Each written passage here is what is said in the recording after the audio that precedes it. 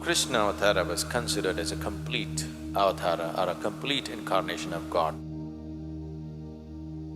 The consciousness that we refer to as Krishna, if we have to be touched by this, we need Leela.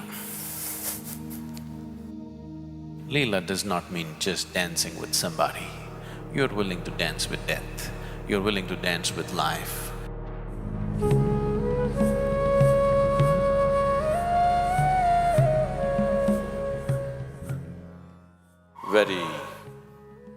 Very few human beings ever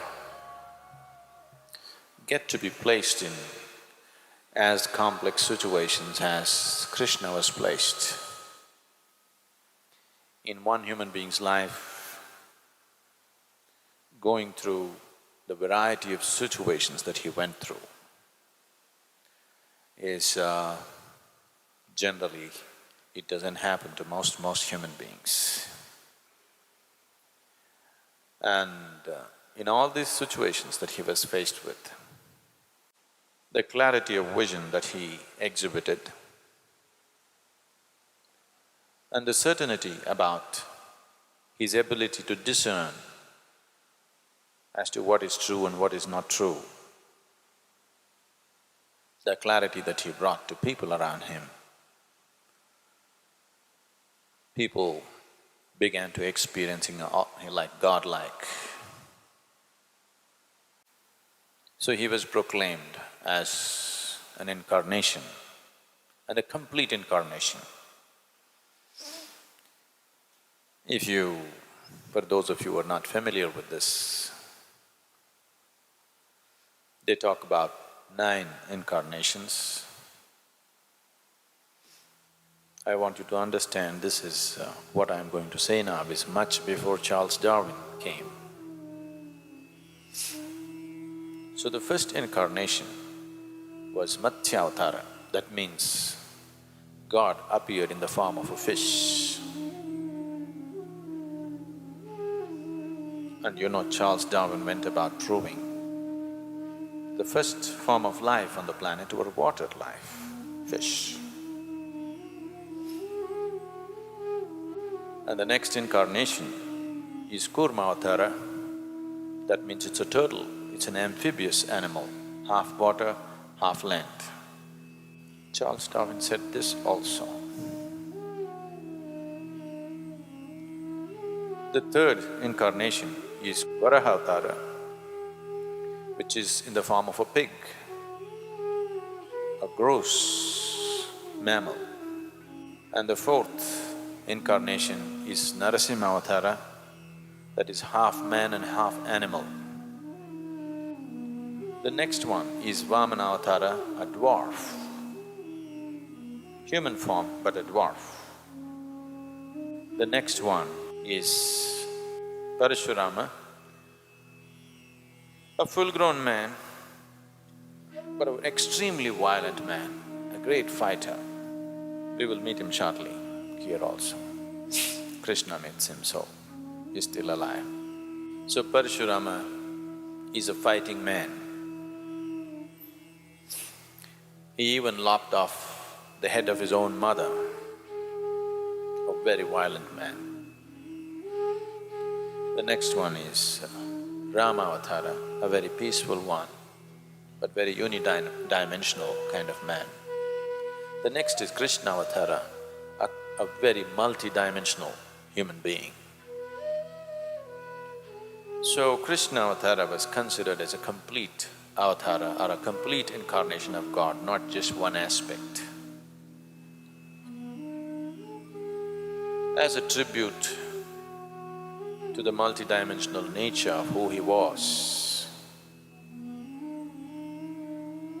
And though he himself never claimed it, even if he had not claimed it, people around him naturally identified him as divine. In this identification that people attach to him,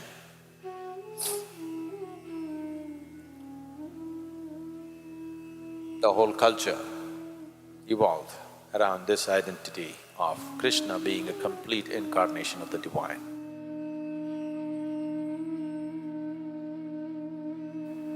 When we say Krishna,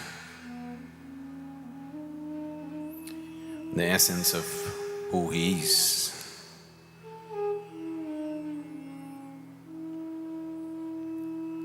he is an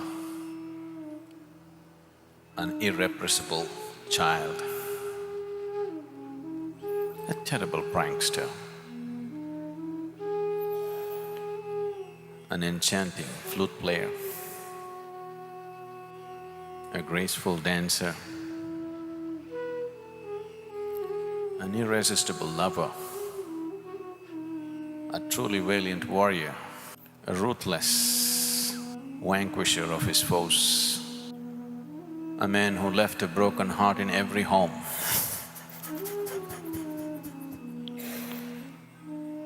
an astute statesman and kingmaker,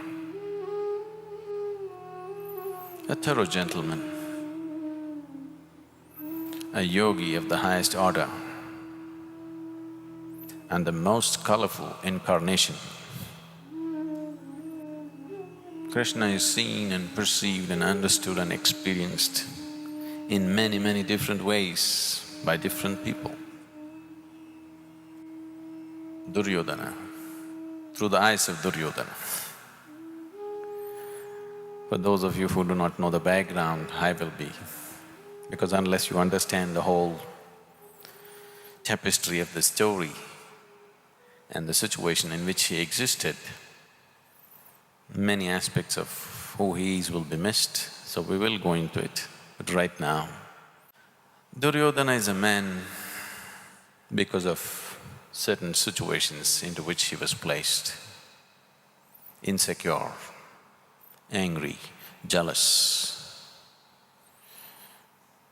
greedy and feeling wronged all his life.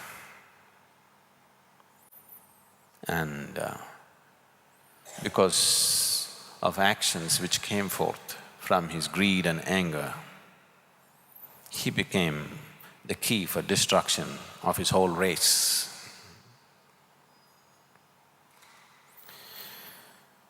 In Duryodhana's words, he is a smiling rogue, if there was ever one. He can eat, he can drink, he can sing, he can dance, he can make love, he can fight, he can gossip with old women, play with little children. Who says he is God? That's Duryodhana's perception. Shakuni, the very embodiment of deception and cunning. Shakuni says, let us suppose he is God. So what? What can a God do? God can only please those devotees who please him. Let him be God. I don't like him. And when you don't like somebody, you must praise them. That's deceit. Radhe,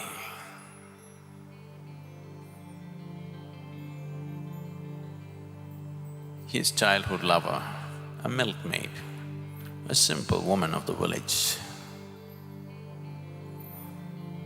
But with such unfaltering love and devotion, she has become so big that today you cannot talk of Krishna without Radhe. We don't say Krishna Radhe, we say Radhe Krishna. She has become a simple village woman. She has become as significant as Krishna or little more significant than him. She said, Krishna is with me. He is always with me. Wherever he is, whoever he is with, he's still with me. That's her perception. Vainteya, a youth who was the Garuda chief's eldest son, living on the mountains of Gomantak. A sprightly youth, because of a certain ailment, became totally crippled. This crippled youth, after he met Krishna, Krishna made him walk. So Vainteya said, "He is God, he is God, he is God."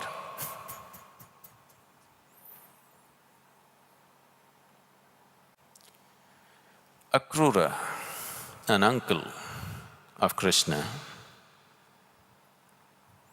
a wise and saintly being,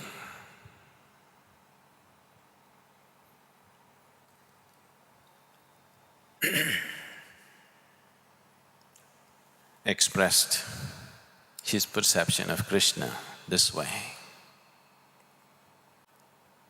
Krishna, when I look at him, this strange young boy, I see the sun, the moon and the 7 stars whirling around him. When he speaks, he sounds like the voice of the Eternal.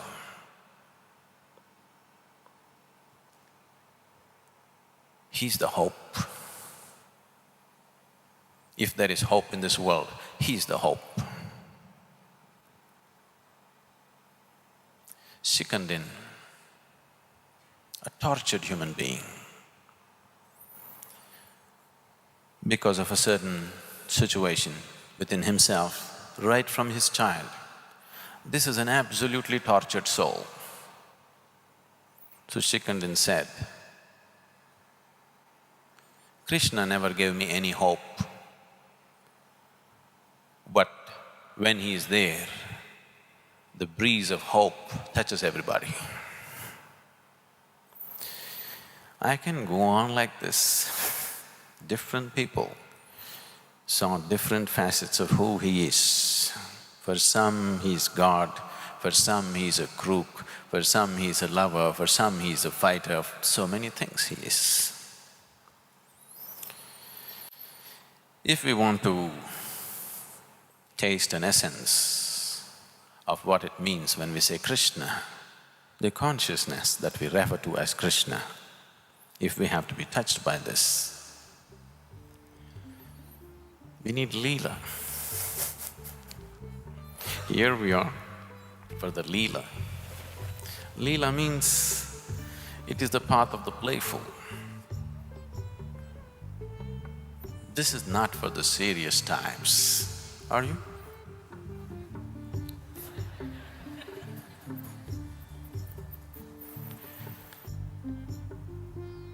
Because when I say playfulness,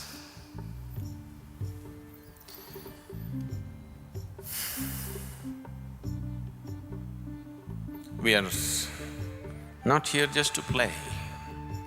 We are here to explore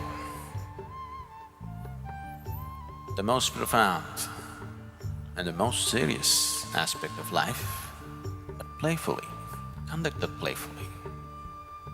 Otherwise, Krishna won't be there.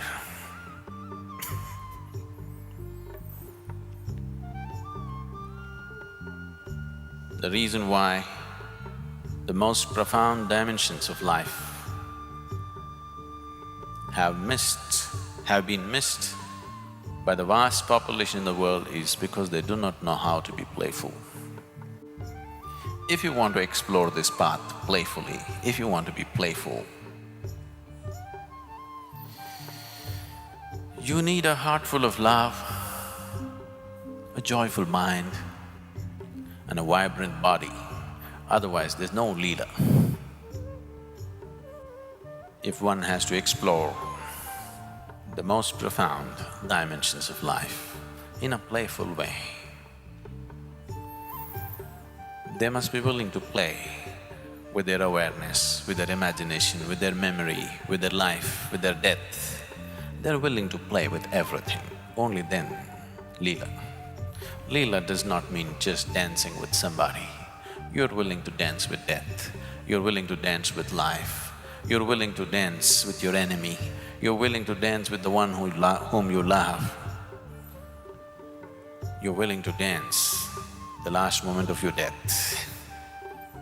Only then there is Leela.